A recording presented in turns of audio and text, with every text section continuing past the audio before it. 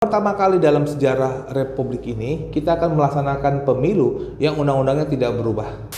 Tapi pertanyaannya adalah, apakah kita mampu menunjukkan kepada masyarakat apa yang sudah kita lakukan? Bukan saya tidak mengatakan bahwa komisioner perlu di-upgrade, tapi saya rasa staf itu harus paling banyak di-upgrade. Karena dia yang paling banyak melaksanakan tugas gitu. Ya, Tuhan punya rencana yang lain untuk saya. Jadi saya melihat dimanapun saya berada, saya akan mencoba untuk melakukan yang terbaik yang saya bisa, gitu loh.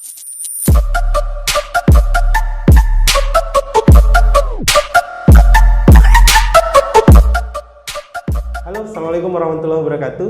Sahabat Bawaslu, hari ini kami kembali menyapa teman-teman sekalian melalui podcast Bawaslu Provinsi Sulawesi Selatan, Adiasta Talk, dan kembali kami menghadirkan tentunya tamu istimewa kepada Anda semua. Bersama kami telah hadir anggota Bawaslu Republik Indonesia, Koordinator Hukum, Humas, dan Data Informasi. Bersama kami telah hadir Bapak Fritz Edward Siragar. Selamat datang Pak Fritz. Ya Mas, makasih kawan-kawan, salam. Baik, gimana kabarnya Pak? Alhamdulillah Mas, sehat. Baik. Sehat.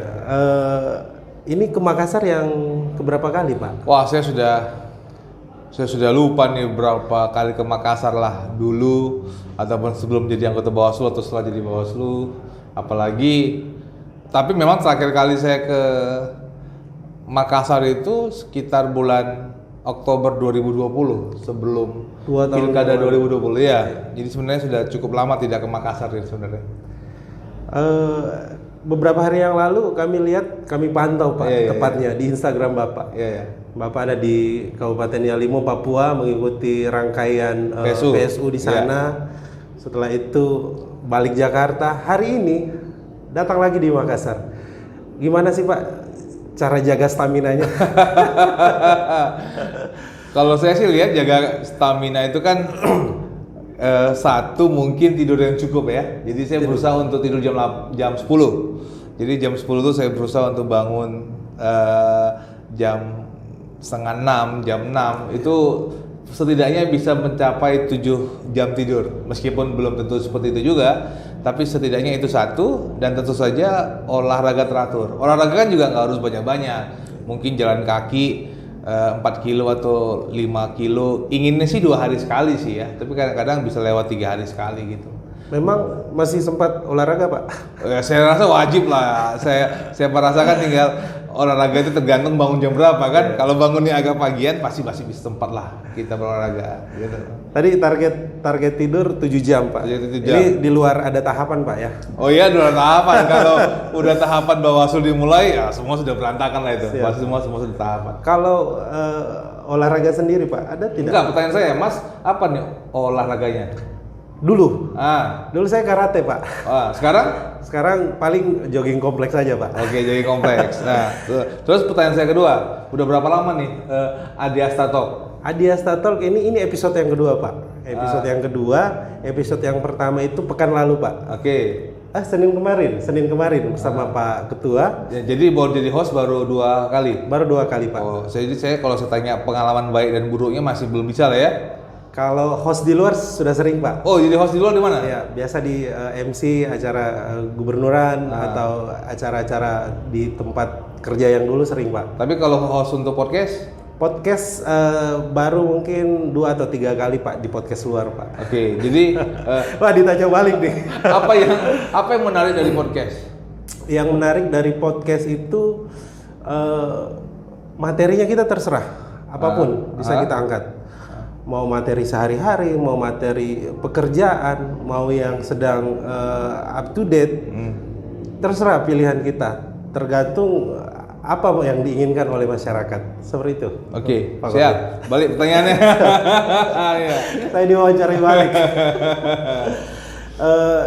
Tadi apa namanya sering olahraga juga. Ada olahraga yang ditekuni Pak atau yang spesifik?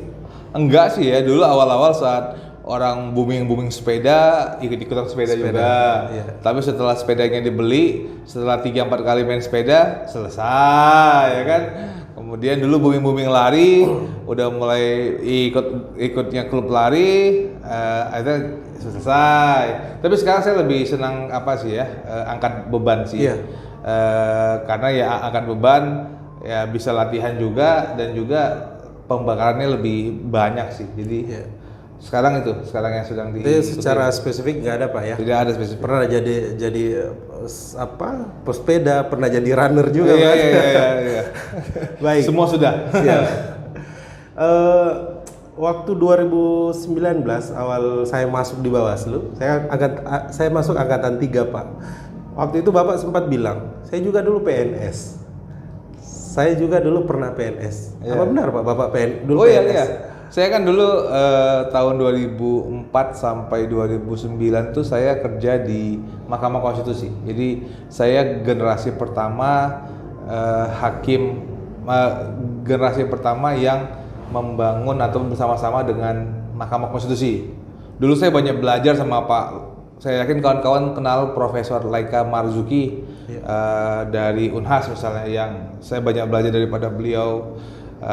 Kemudian saat itu saya menjadi asisten hakim di Mahkamah Konstitusi. Saya menjadi asisten hakim untuk Hakim Konstitusi Marwara Siahaan, dan saya melayani beliau sebagai asisten hakim lah. Kemudian saya masuk PNS tahun 2007 kira-kira. Tapi ternyata dunia PNS tidak cocok dengan saya ya. Sepertinya untuk yang punya jiwa-jiwa pemberontak gini yang kayak saya ini sepertinya agak susah diatur lah gitu ya. Iya. Akhirnya dia daripada saya suka gerundel diri sendiri, saya merasa saya banyak marah.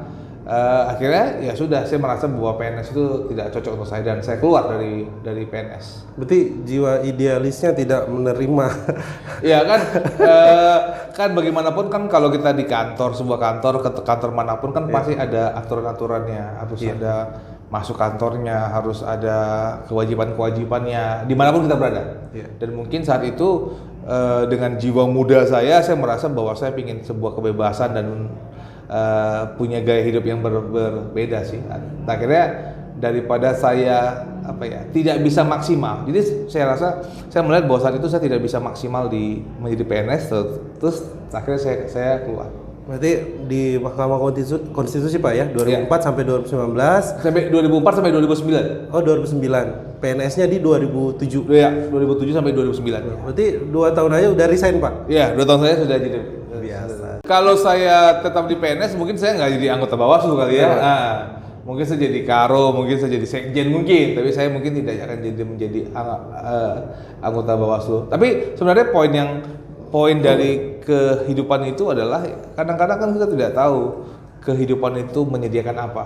Selama kita tetap bisa maksimal, bisa melakukan terbaik dimanapun kita berada. Dan kalau kita percaya bahwa kita punya Tuhan dan Tuhan mengatur kehidupan kita, saya yakin Dia punya rencana untuk setiap daripada kita lah. Kepada kawan-kawan yang melihat podcast, saya yakin Dia juga punya rencana untuk kita semua. Tergantung kita siap nggak melakukan yang terbaik dimanapun kita berada.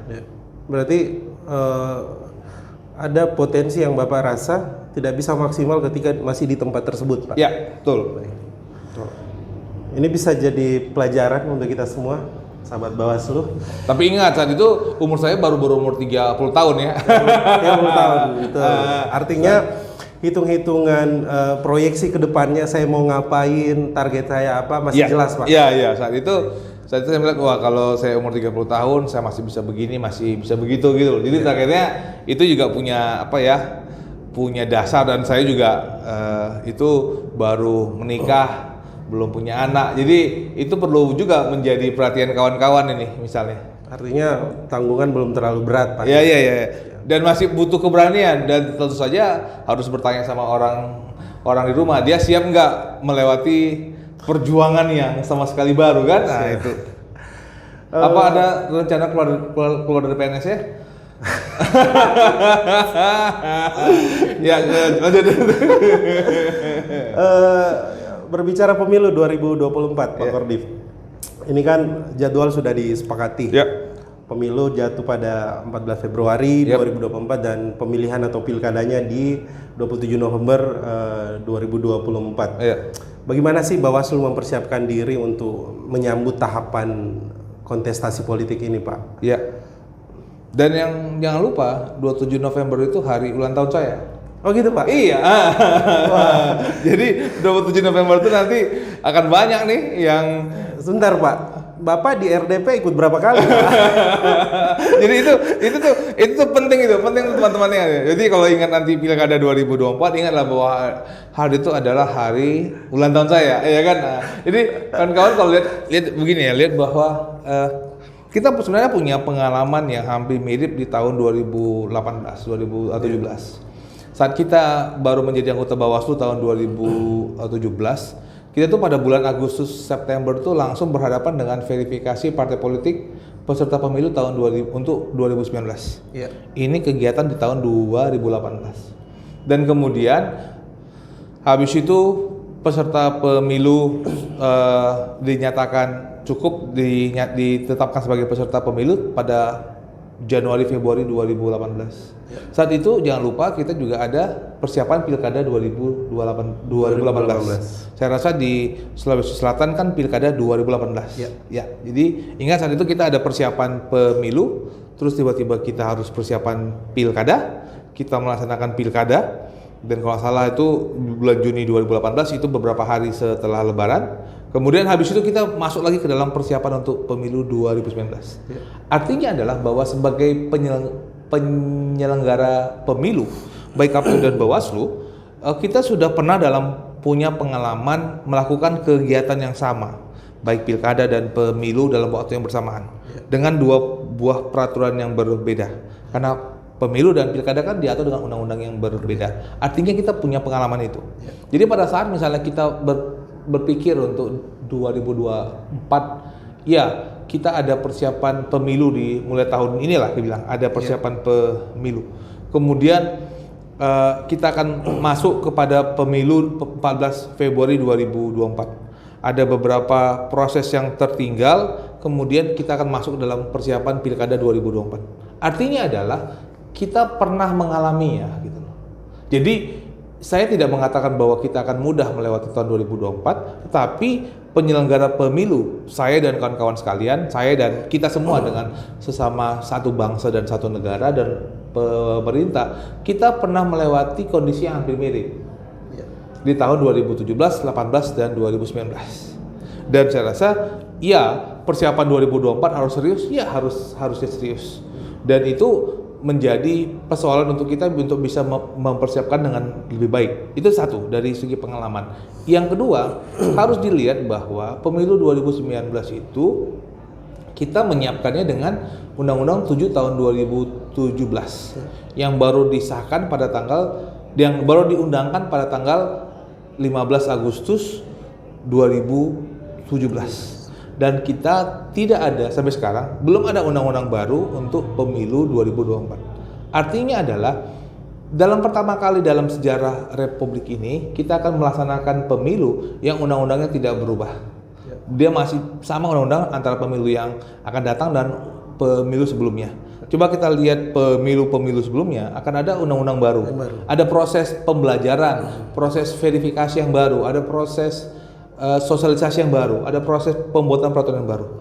Sedangkan kita belajar kita sudah punya peraturan PKPU dan Perbawaslu dan undang-undang yang lama. Apa yang harus dilakukan oleh KPU dan Bawaslu sekarang adalah melihat kembali peraturan yang ada, melakukan perbaikan-perbaikan, melakukan inovasi yang selama ini belum terpikirkan, melihat apakah undang-undang ini memperbolehkankah kita untuk melakukan ini, itu, dan ini. Semuanya itu adalah agar ajas pemilu langsung, umum, bebas, rahasia, dan jujur dan adil itu kita bisa penuhi. Jadi saya melihat bahwa siapapun yang akan menjadi Bawaslu dan KPU ke depan, itu pasti akan punya punya PR, punya PR. Tapi harusnya kita bisa menyiapkan pemilu yang lebih baik. Karena tadi pengalaman sudah ada, Pak. Ya. Baik.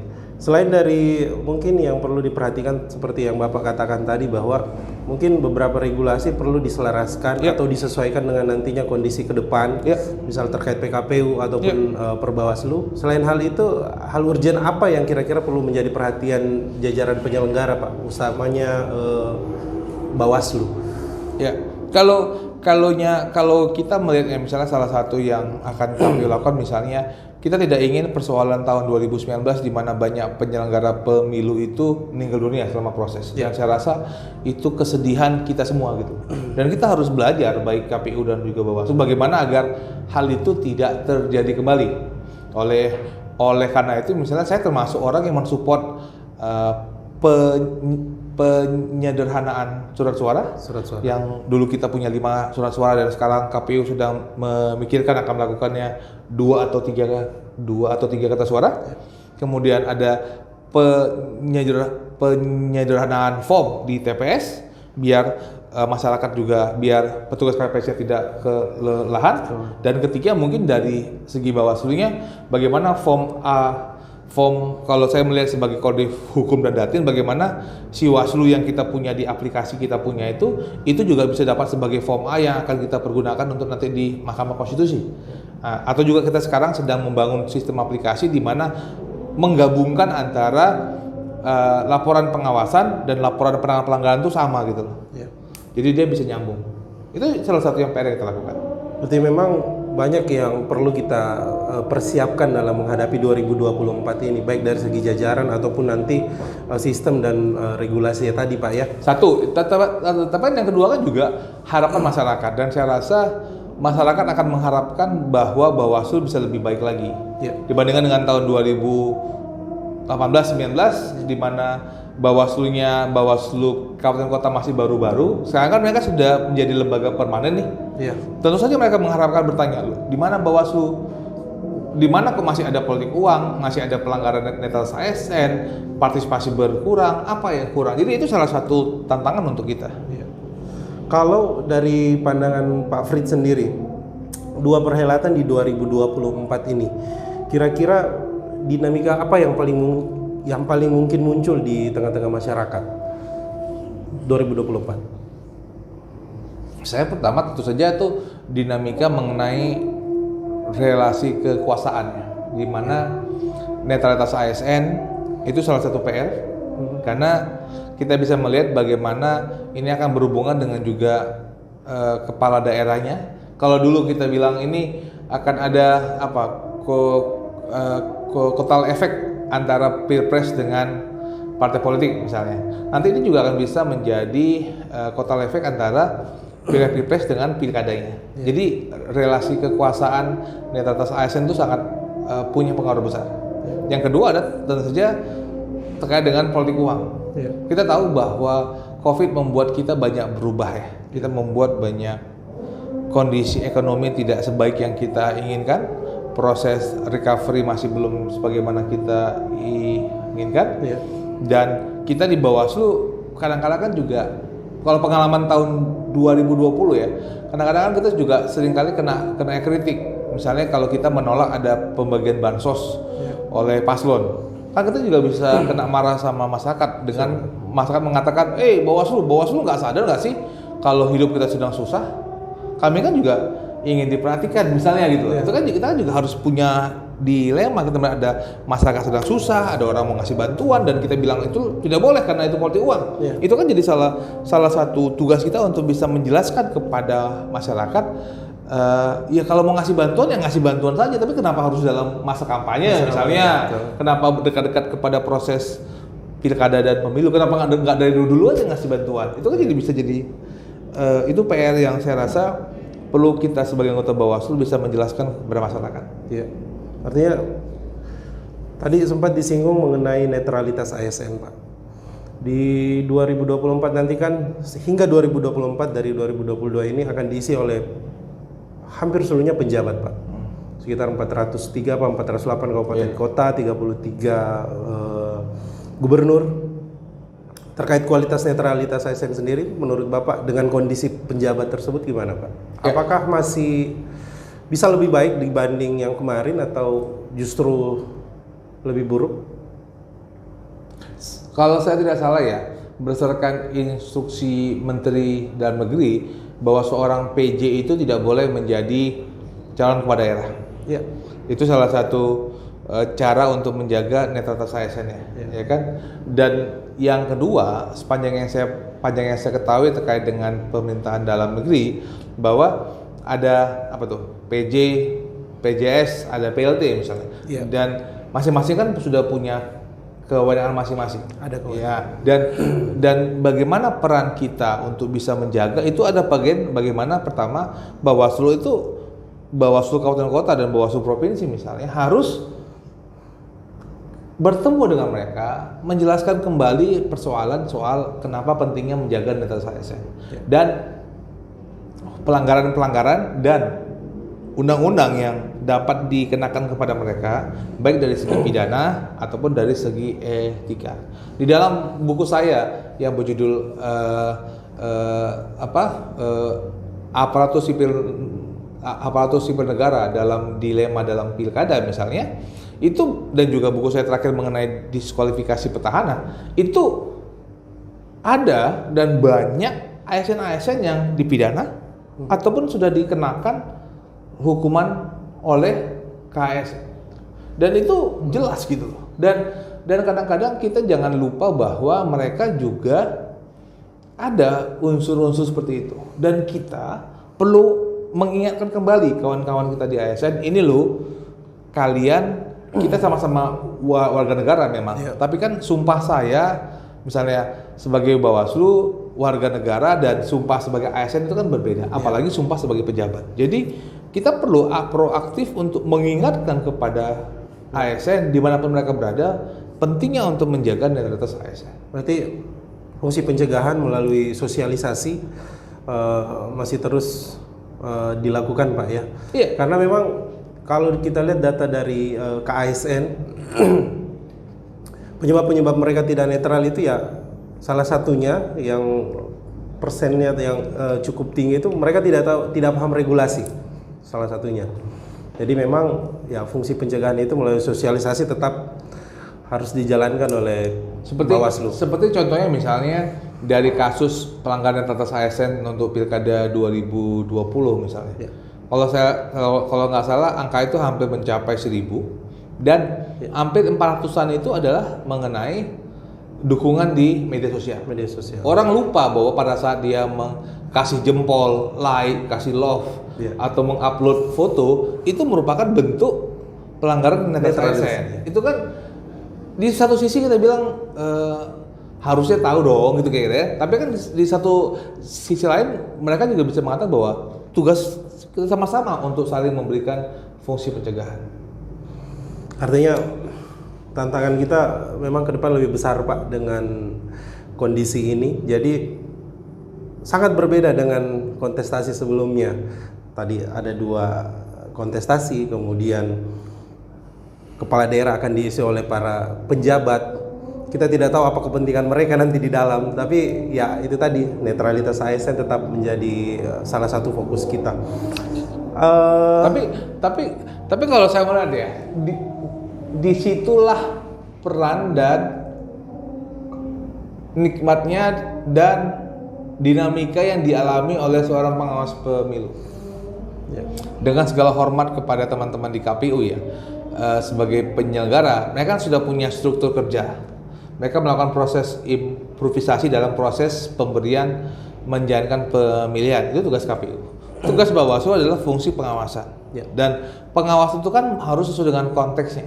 Itu kenapa kita menciptakan namanya indeks kerawanan pemilu dan indeks kerawanan pilkada. Karena setiap daerah itu berbeda persoalan dan juga masanya berbeda. Jadi peran daripada Bawaslu itu adalah bagaimana melakukan fungsi pengawasan sesuai dengan waktu dan konteks. Dan dulu mungkin kita nggak pernah melihat persoalan bansos, tapi sekarang kita melihat proses bansos itu ada. Misalnya, salah satu contohnya misalnya saat saya di Pansel untuk Bawaslu RI, saya salah satu ide saya adalah menciptakan indeks kerawanan intoleransi. Masuk dalam IKP, Pak ya? Tapi dikeluarkan dari IKP karena kalau IKP kan dia hanya fokus kepada relasi kekuasaan, dia fokus kepada politik uang, dia fokus kepada netralitas ASN.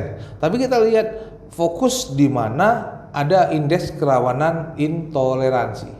Jadi kita bisa melihat bahwa di daerah mana muncul isu-isu intoleransi itu muncul, dan itu menjadi isu utama dari sebuah proses politik. Dan itu kita harus tahu gitu, karena biar fungsi pencegahannya lebih jelas bagaimana cara kita mengatasi intoleransi di berbagai daerah. Ya. Ngomong-ngomong tadi soal IKP Pak, Bawaslu harusnya berbangga Pak, karena kalau menurut saya hadirnya IKP ini bisa dikatakan masterpiece-nya Bawaslu Pak. Pemerintah pakai, aparat memakai, dan pihak-pihak lainnya menjadikan IKP ini sebagai hal yang penting, menjadi acuan dalam penyelenggaraan pemilu ke depannya. Ya, dan itu kan bagian daripada inovasi kita, dan berbagai lembaga juga melakukan indeks kerawanan juga kan, dengan versi masing-masing. Dan bagi kita itu sah-sah saja, dan itu tidak apa-apa. Tapi kita harus bisa menyampaikan bahwa isu yang penting dari indeks kerawanan itu adalah bahwa dengan konteks Indonesia yang kita punyai, tiada satupun satu obat yang sama untuk setiap daerah. Setiap daerah itu punya kondisi yang berbeda-beda. Persoalan di Sulawesi Selatan berbeda, kondisi di Papua berbeda, kondisi di Jawa Barat berbeda. Itu setiap daerah itu punya konteksnya masing-masing. Dan itu penting bagi Bawaslu Kabupaten Kota juga dan Bawaslu Provinsi, bahwa dalam satu provinsi pun, misalnya dalam Sulawesi Selatan misalnya, pasti dia punya cara pengawasan yang berbeda antara Kota Makassar, Bulukumba, Maros, dan Luwu Utara misalnya. Pasti cara pengawasannya juga berbeda-beda. Ada isu-isu yang khas dari masing-masing kabupaten kota, dan saya rasa itulah Indonesia kita dengan keragaman kulturnya Pak ya. Betul. Dan kita harus menghormati itu, dan harus melihat bahwa itu bagian daripada kita sebagai sebuah bangsa. Saya mau berbicara terkait kehumasan Pak. Mumpung Bapak di sini sebagai Kordif Humas. Ya. Seberapa besar sih peran Humas untuk Bawaslu Pak? Saya yakin kawan-kawan di Bawaslu Provinsi, Kabupaten Kota itu melakukan banyak hal. Ya. Baik untuk pencegahan, pengawasan, pelanggaran, penyelesaian sengketa, pasti sudah melakukan banyak hal. Tapi pertanyaannya adalah, apakah kita mampu menunjukkan kepada masyarakat apa yang sudah kita lakukan? Nah, dan bagaimana kita bisa menjelaskan kepada masyarakat mengenai Bawaslu itu sendiri. Contohnya, sampai sekarang nih, saya itu paling takut kalau diajak menjadi pembicara di kampus. Di kampus yang mahasiswa itu. Saya itu paling takut sebenarnya. Kalau boleh orang lain aja lah. Kenapa? Karena pertama, tampang saya bukan tampang milenial misalnya. Kemudian kan saya nggak bisa pakai gaya bahasa yang serius kan, harus halo kawan-kawan. Kemudian kita nggak bisa pakai PowerPoint yang nggak bisa kan. Kita harus pakai engage. Kita harus berani turun dan ngobrol gitu. Karena itu bagian daripada untuk membuat mereka tidak boring gitu loh maksudnya. Jadi kan mereka juga ada engagement antara pembicara dan si audiens. Dan kampus itu adalah salah satu PR-nya. Jadi maksud saya gini, bahwa dari kelompok-kelompok masyarakat kita, setiap orang itu mengambil message dengan cara yang berbeda-beda.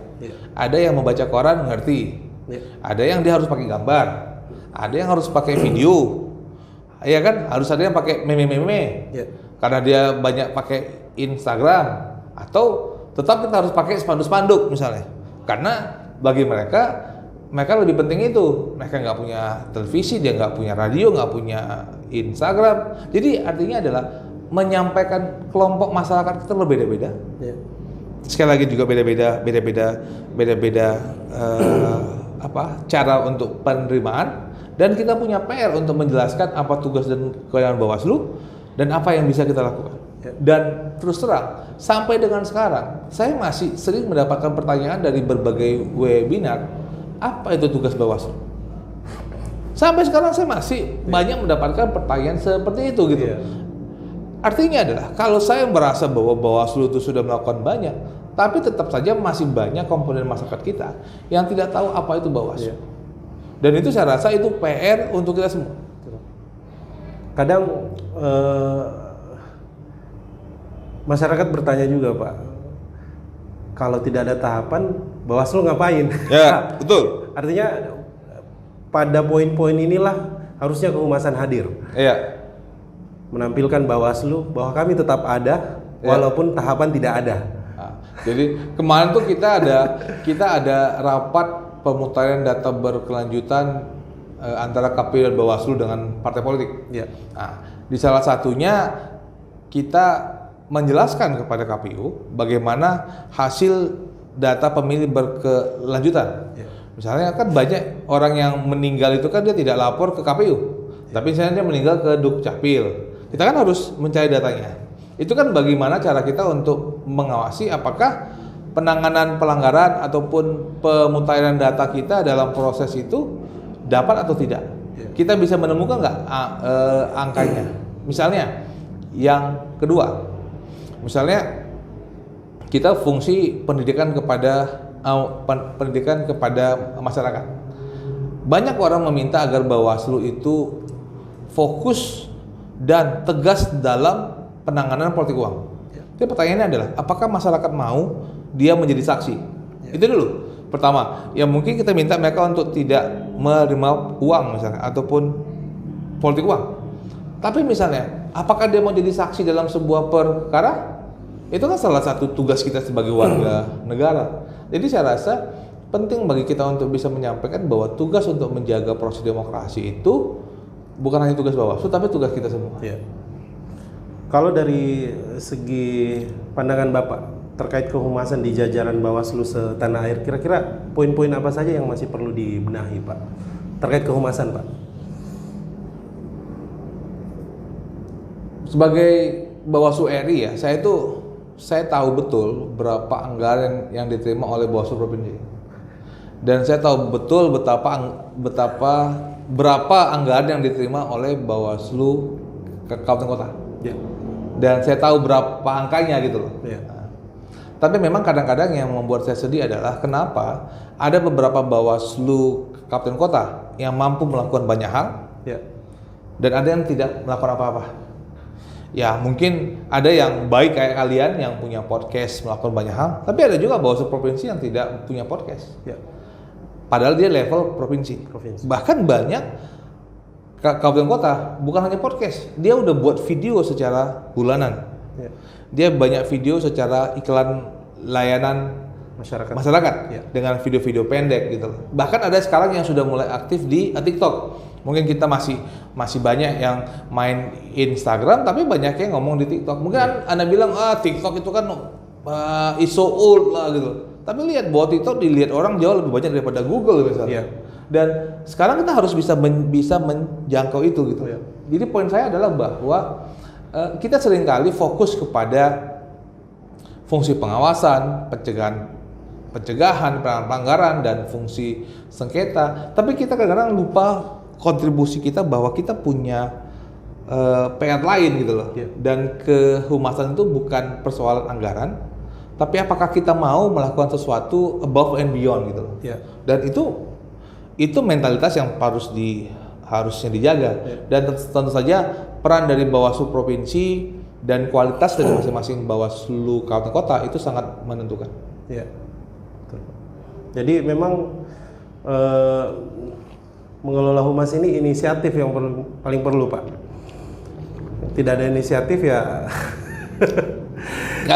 Kalau kita kan berharap bahwa kita sebagai Bawaslu RI kan menghormati kreativitas dari Bawaslu provinsi dan Bawaslu kabupaten kota gitu. Dan sekali lagi kita tidak ingin mendikte bahwa misalnya setiap hari setiap kabupaten kota harus punya podcast. Setiap kabupaten kota harus punya meme kan tergantung kepada target market ya. Nah, takut kepada komponen masyarakat masing-masing. Jangan-jangan ada di beberapa daerah, misalnya kayak di Papua misalnya, mereka mungkin nggak punya podcast, tapi mereka tuh ketemu orang di kampung-kampung kan dia punya tempat-tempat pertemuan gitu loh. Ya.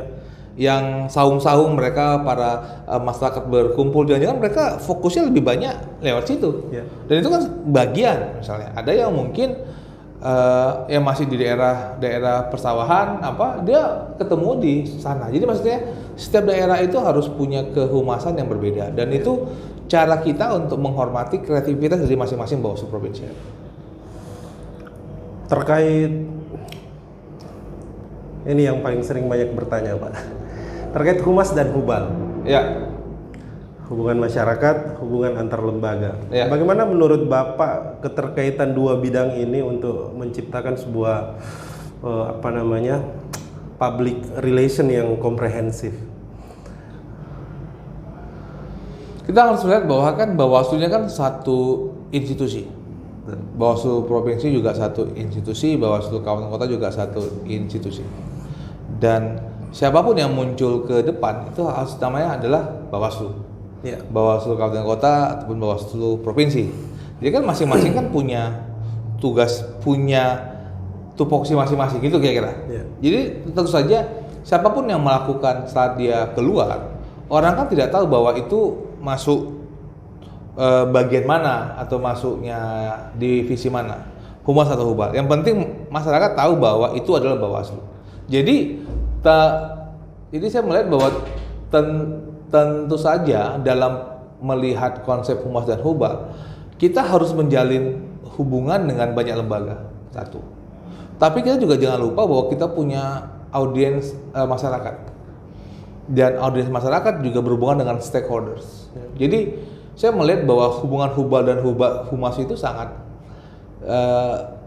dekat satu sama lain, saling berhubungan, tapi beda market, beda orang, betul. Dan beda cara approach. Untuk hubal kita mungkin butuh MOU, butuh rapat, butuh desain, butuh formality. Sedangkan untuk humas kita perlu hal-hal baru, ide-ide yang mungkin selama ini tidak pernah kita pikirkan, dan metode yang berbeda. Dan saya rasa itu PR untuk kita. Saya berbicara terkait ini saya agak segan bertanya, Pak, terkait seleksi Bawaslu ke depan, Pak. Ya. Ini kan Bapak masuk 10 besar nih, Pak. Ya. Sebentar lagi akan ikut proses selanjutnya. Kalau menurut Bapak, kansnya Bapak ke depan seperti apa, Pak?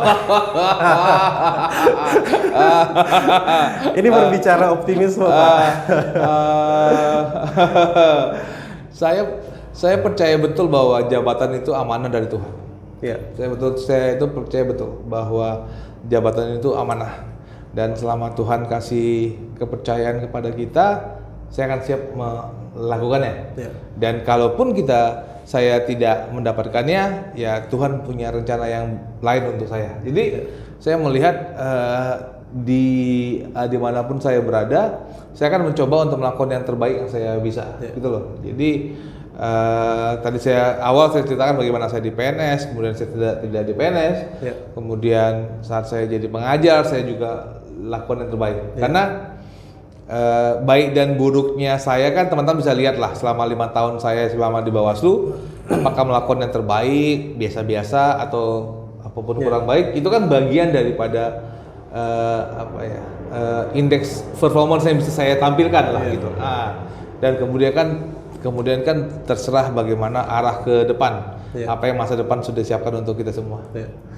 Kalau misalnya nanti insya Allah Pak Fritz lanjut di periode berikutnya, artinya kan 5 tahun kemarin Pak Fritz sudah lihat secara kelembagaan kondisi Bawaslu seperti apa. Kira-kira improvement seperti apa yang perlu dilakukan Bawaslu ke depan secara kelembagaan, Pak? Secara kelembagaan, saya melihat kita masih punya PR secara internal. Misalnya contoh bagaimana kita bisa memaksa untuk kita semua, misalnya pleno offline.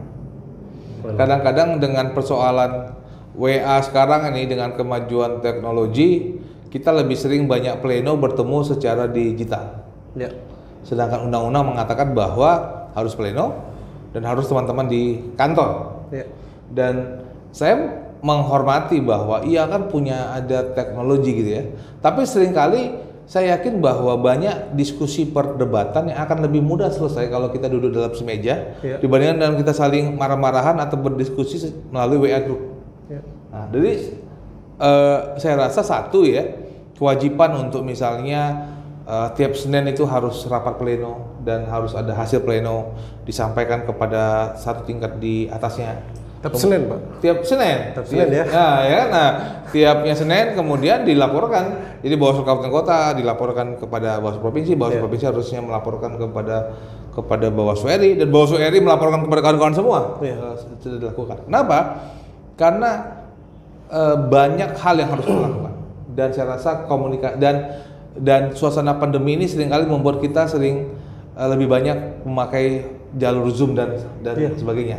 Dan kalau dalam rangka persiapan untuk pemilu 2024, kita harus mulai lebih aktif secara lembaga. Yang kedua adalah mungkin saya akan lebih banyak kepada penguatan staf. Staf saya melihat merupakan anchor lah sebagai jangkar untuk pendukung Bawaslu Kabupaten Kota dan Bawaslu Provinsi. Tapi seringkali politik anggaran yang muncul di Bawaslu itu lebih banyak kepada komisioner. Bukan saya tidak mengatakan bahwa komisioner perlu di-upgrade, tapi saya rasa staf itu harus paling banyak di-upgrade karena dia yang paling banyak melaksanakan tugas gitu. Dan yang ketiga, secara internal kita harus lebih banyak punya buku panduan. Lebih banyak SOP yang terjadi. Contohnya contohnya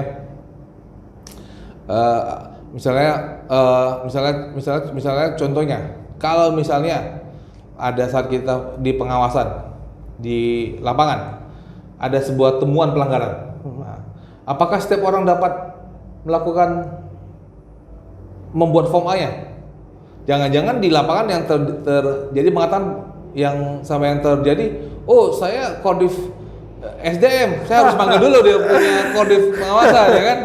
Sepertinya Mas ini tahu betul itu terjadi kan. Atau saya ini orang sekretariat, saya bukan Bawaslu Kabupaten Kota misalnya. Atau saat kita turun ke bawah, oh saya harus panggil dulu Panwascamnya. Ini bukan tugas saya sebagai Bawaslu Kabupaten Kota. Itu kan masih dari ketawa Mas, sepertinya Mas juga tahu bisa merasakan apa yang terjadi kan. Jadi saya rasa itu salah satu panduan kan. Sebelum di humas saya di pengawasan, Pak. Ya kan. Itu kan bagian daripada simple panduan yang harusnya sudah nggak lagi perdebatan. Artinya begini, Pak. Artinya ketika seorang pengawas pemilu turun ke lapangan, dia bukan lagi Kordiv itu. Bukan lagi Kordiv itu, tapi dia turun sebagai pengawas secara seutuhnya. Betul. Tidak ada lagi sekat-sekat, wah saya bukan Kordiv pengawasan. Form A bukan kewajiban saya artinya. Iya kan? Nah, dannya juga bukan lagi, oh ini saya di TPS A, mana nih pengawas TPS-nya? Ini coba dulu saya panggil dulu dia punya pengawas desanya. Iya kan, bukan dia lagi yang harus buat form A kan, masa saya nggak bisa menerima pengaduan, ini harus kan. Kita masih sering temukan itu di lapangan dan kita tidak ingin itu hal itu terjadi. Jadi saya rasa pembenahan secara intelektual, secara panduan itu perlu. Itu pertanyaan bagus. Nanti saya akan catat saya punya catatan nih. Mana tahu nanti itu muncul dalam pertanyaan fit and proper test sebenarnya. Itu kemarin kami sempat buat 2019 akhir. Kami sempat buat e-book panduan pembuatan form A. Dan alhamdulillah salah satu poinnya di situ adalah bagaimana melahirkan penomoran yang seragam dari atas ke bawah. Setelah itu alhamdulillah mungkin ini sejalan ataupun mungkin kami aja yang GR, Pak. 2020 muncullah form A daring. Yang salah satu fokusnya di penomoran yang seragam itu sehingga produk ini ketika dihadirkan di misalnya Mahkamah Konstitusi, format penomoran kita yang sederhana saja sudah bisa seragam. Jadi dari provinsi satu provinsi yang lain, wah ini sudah seragam. Kan nggak enak, Pak. Produknya Bawaslu masuk jadi bahan yang digunakan di Mahkamah Konstitusi. Oh, kok ini modelnya beda-beda. Betul ya. Baik. Itu yang salah satu PR kita. Baik. Jadi kami catat Pak Fritz, semoga ke depan lanjut. 3 hal yang perlu saya ulang, Pak. Jadi anggota Bawaslu ini, pengawas ini sering-seringlah pleno. Yang ini Mas, seminggu sekali Pak ya? Iya dong. Seminggu sekali. Ya kita lihat lah, minimal seminggu kalau kita ada apel ya ada briefing pagi ya, mungkin plenonya ini dalam bentuk resmi, ada hasil di situ. Kemudian terima kasih Pak sudah memperhatikan jajaran staf. Mungkin kalau tingkat curhat di provinsi sama kabupaten itu pasti berbeda-beda. Mungkin kalau Bapak ke kabupaten lagi mungkin jeritannya lebih berbeda Pak. Lebihnya keras lah ya. Kemudian yang terakhir ya perbanyak SOP tentunya. Baik. Apa kira-kira pesan-pesan Bapak untuk kami semua di tanah air dalam ya kedepannya lah sampai 2024? Wah ini dalam sebenarnya. Baik kawan-kawan sekalian, kawan-kawan baik pengawas pemilu yang baik yang permanen ataupun yang ad hoc ataupun kawan-kawan yang melihat podcast ini ya. Pertama-tama saya mengajak kawan-kawan untuk melihat bahwa menjaga dan merawat dan mempertahankan negara kesatuan Republik Indonesia adalah tugas kita bersama. Dan saya mengapresiasi kepada teman-teman yang berani dan bersedia untuk mendedikasikan hidupnya untuk perbaikan demokrasi di Indonesia. Saya mengajak kita semua bahwa menjalankan tugas kita sekarang ini bukanlah tugas karena pekerjaan, karena hanya untuk sekedar bekerja dan mendapatkan upah gitu loh. Tapi ini adalah kerja di mana kita terlibat dalam proses demokrasi. Dan saya yakin betul kita semua punya tantangan, baik untuk penyelenggara pemilu ad hoc ataupun penyelenggara pemilu permanen. Dan selama semangat dan tekad itu masih kita bisa pertahankan dan itu menjadi satu saya katakan sebagai satu semangat secara kolektif kolegial. Saya yakin kita bisa mewujudkan demokrasi yang lebih baik. Bukan hanya untuk di Sulawesi Selatan tapi juga untuk di seluruh Indonesia. Dan itu sebagai bukti bahwa teman-teman itu tidak sendirian untuk mengawasi. Ada kita Bawaslu RI, ada Bawaslu Provinsi, dan adalah tugas kita semua gitu. Jadi jangan pernah merasa, saya ulangi lagi sekali lagi, jangan pernah merasa sendirian dalam mengawasi. Ini adalah tugas kita sebagai sesama pengawas pemilu. Baik, jangan pernah merasa sendiri dalam mengawasi. Terima kasih Pak Fritz atas kesempatan hadir dalam podcast kami Adiasta Talk. Semoga kedepannya masih punya kesempatan hadir kembali menjadi bintang tamu di podcast kami. Baik sahabat-sahabat Bawaslu, demikian tadi podcast kita bersama Bapak Fritz Edward Siregar, anggota Bawaslu Republik Indonesia, Koordinator Divisi Hukum, Humas, Data dan Informasi. Semoga dapat memberikan insight baru untuk kita semua terkait Bawaslu, terkait kepemiluan dan hal-hal lainnya. Semoga bermanfaat. Saksikan terus podcast kami Adiasta Talk hanya di channel YouTube Bawaslu Provinsi Sulawesi Selatan. Sekian, assalamualaikum warahmatullahi wabarakatuh. Waalaikumsalam. Terima kasih Pak.